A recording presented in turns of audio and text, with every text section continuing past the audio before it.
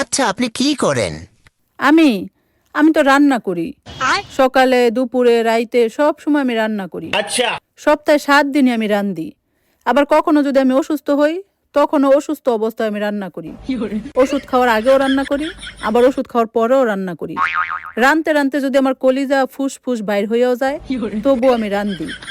আবার ধরেন আমার যদি হার্ট অ্যাটাক হইয়া যায়, তাইলে আমি রাইন্দা থুইয়া রাইতে হসপিটালে ভর্তি হই।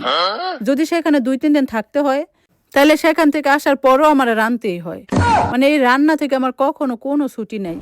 এই যে সবাই ছুটি পায় না বিভিন্ন অকেশনে, সাপ্তাহিক ছুটি, ঈদের ছুটি, কিন্তু আমার কোনো ছুটি নাই। তখন আমার আরো বেশি বেশি করে রান্না করতে হয়।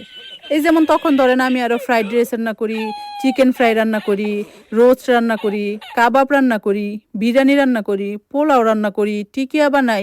মানে আরো তখন আরো কত ভ্যারাইটিস রান্না করি। ভাই এই রান্না থেকে আমার ছুটি নেই, আমি শুধু রান্ধি আর রান্ধি।